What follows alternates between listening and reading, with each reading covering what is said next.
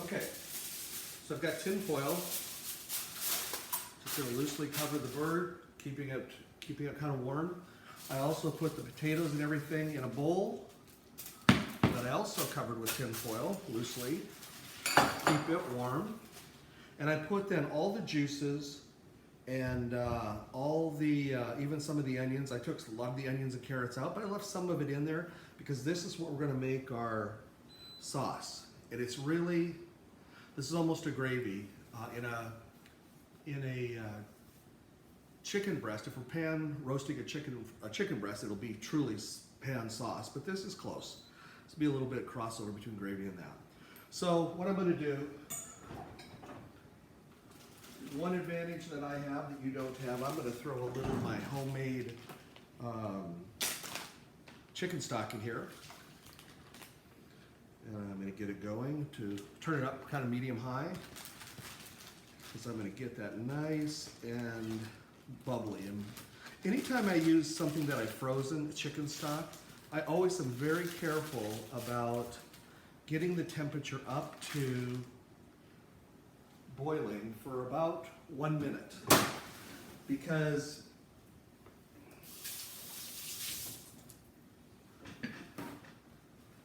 if there is any pathogens or any problem with that chicken stock at all, which there isn't, but or if it's been in there too long, it's going to kill everybody. It's about 49 seconds at boiling.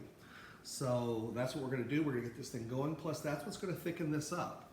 That's also where we're going to use our roux that we're going to add to make that thicker. We're going to also use the thyme. And as a matter of fact, I'm going to take these stems. I've already taken the thyme off of the stems, but I'm going to throw the stems in there because they have great taste, but they're really woody. You'd never want to have to eat those. I've also got a half of lemon, because that's what I'll use for the acid, and my roux. I will finish it off with a little bit of butter just for a silky look and that type of thing. So let's go ahead and get this thing humming, and I'm just going to stir it. I'm going to reduce it. At the end, I'm going to take this strainer and I'm going to strain everything out except for the juices. And then what I'll do is I will throw in if I'm using fresh herbs like this, I'm only going to have them in there at the end, because if I put them in too early, what's going to happen is they are going to get lost. All of a sudden the flavor is just going to dissipate. If you have dried herbs, you can go ahead and put them in. Well, I probably would have had them in the pan when I was cooking the turkey, because those, it takes a long time to get the oils out of them. But fresh is completely different. Fresh is better in my mind, but it also is, you could end up having no flavor from the herbs if you put them in too early. You want to put them in at the end, have them in there for maybe 3 minutes, try to get that flavor out, and then go ahead and strain them out.